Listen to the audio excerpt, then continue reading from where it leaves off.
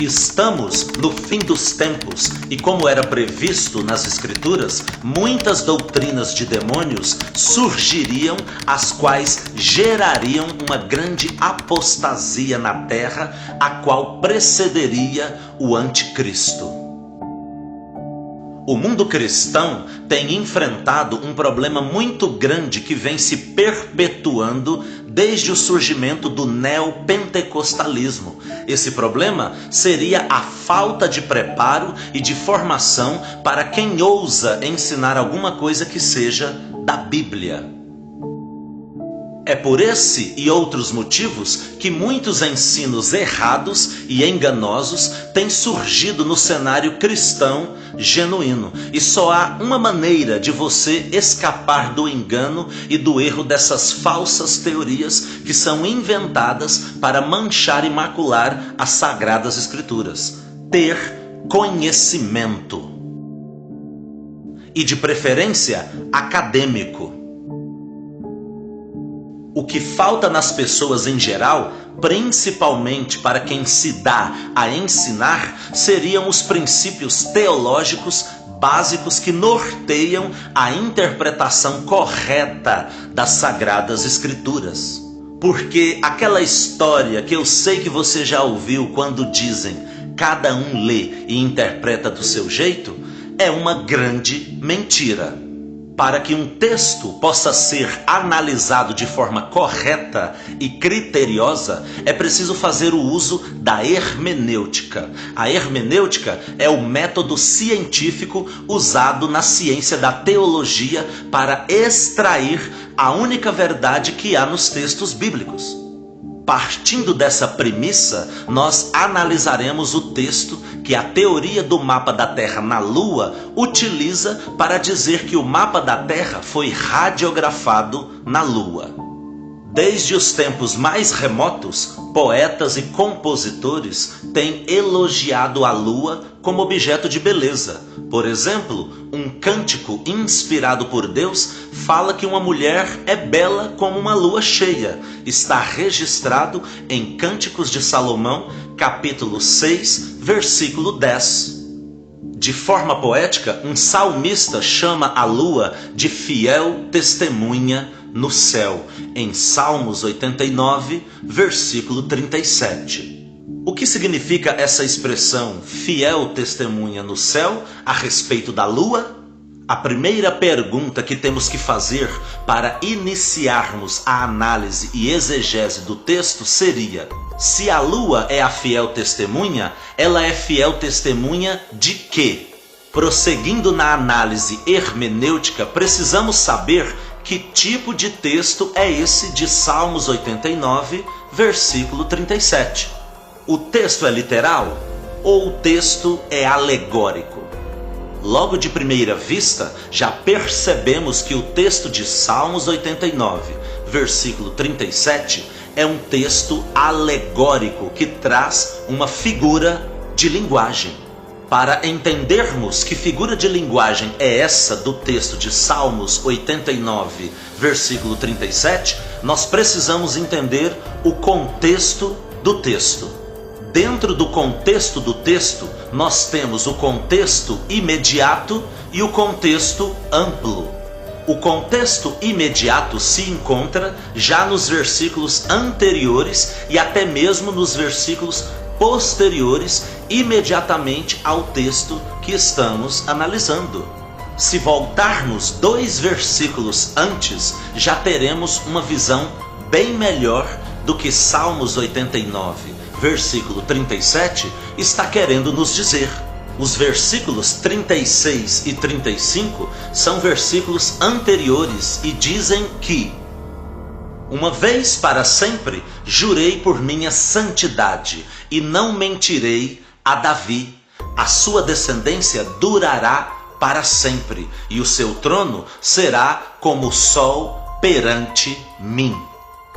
Olha que exercício simples. Ao voltarmos apenas 2 versículos atrás do texto de Salmos 89, versículo 37, nós já começamos a entender que a presença da lua no texto tem a ver com a descendência e o trono do rei Davi.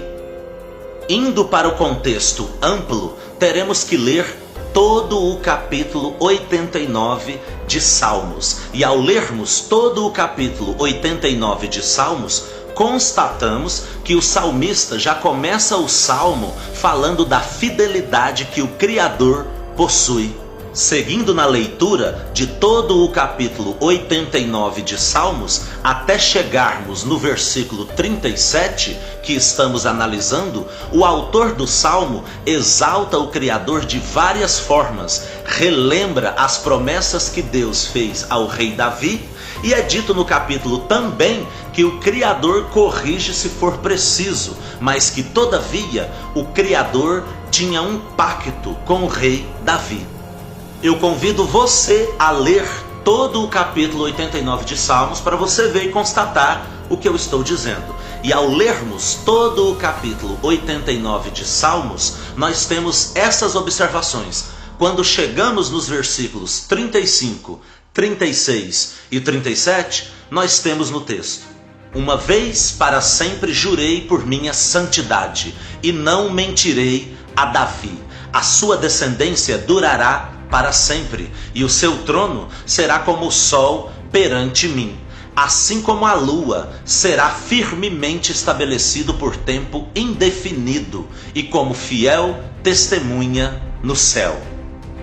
Após analisarmos o contexto imediato do texto e o contexto amplo, chegamos na conclusão que o texto de Salmos 89, versículo 37, é um texto do tipo conotativo, ou seja, é um texto que emite uma figura de linguagem, uma alegoria. Essa alegoria seria uma metáfora, onde o texto compara a duração do trono do rei Davi e de sua descendência duradouros, assim como a lua. Até porque essa foi a promessa que Deus, o Criador, havia feito ao rei Davi em um pacto. A lua completa a sua órbita sobre a terra, que é plana, infalivelmente a cada 29 dias e meio. Assim, a fidelidade da lua pode se referir à sua confiabilidade, mas o salmista pensou em algo bem mais profundo. Ele chamou a lua de fiel testemunha, num cântico profético sobre o reino pelo qual Jesus Cristo é descendente na terra, o reino de Davi. Há mais de 3.000 anos atrás, o Criador fez o pacto do reino com o rei Davi. Está registrado em 2 Samuel, capítulo 7, dos versículos 12 ao 16. O objetivo desse pacto era estabelecer uma base legal para que Jesus Cristo, como herdeiro do trono de Davi na terra, pudesse assumir o trono para sempre. Referindo-se à descendência do trono de Davi, o salmista disse no texto: assim como a lua será firmemente estabelecido por tempo indefinido, e como fiel testemunha no céu. O luzeiro que domina a noite é a lua, e é um lembrete apropriado do texto que o governo de Cristo será eterno. Sobre esse reino, Daniel, no capítulo 7, versículo 14, diz que seu domínio é um domínio de duração indefinida, que não passará, e seu reino não será arruinado. A lua, nesse sentido, por ser duradoura e por ter atravessado toda a história da humanidade, presenciando tudo o que se passava sobre a face da terra dos ares, acaba sendo uma testemunha que nos lembra desse reino que foi prometido pelo Criador e das bênçãos que esse reino trará para a humanidade no futuro. Vale lembrar também que Salmos 89, versículos do 35 ao 37, nada mais é do que a confirmação do pacto que o Criador já tinha feito com Davi em 2 Samuel capítulo 7, dos versículos 12 ao 16. Sendo assim, nós usamos aqui outro princípio bíblico teológico, que seria o princípio da intertextualidade, onde se pega outros textos paralelos dentro da Bíblia para entender o texto principal que se está estudando. Portanto, essa é a interpretação correta do texto de Salmos 89, versículo 37. Nem forçando a barra daria para extrair do texto que a lua é a fiel testemunha, porque tem o mapa da terra gravado nela.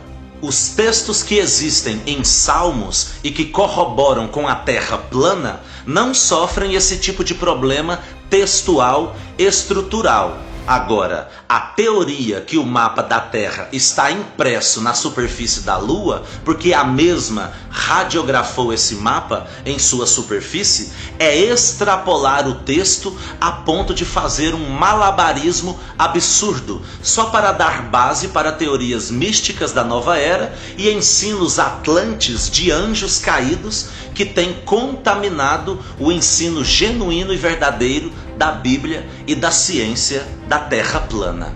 Esse é o problema de se pegar um texto isolado e fora de contexto. Percebe? Um dos principais princípios e mais básicos da ciência da teologia e da hermenêutica é que não se pode pegar um texto isolado e fora de contexto.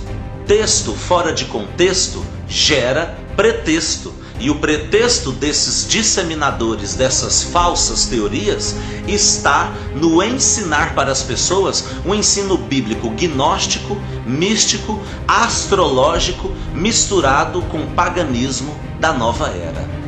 Eu quero dizer aqui também que esse mapa que nós utilizamos da Terra plana não é o verdadeiro mapa da Terra.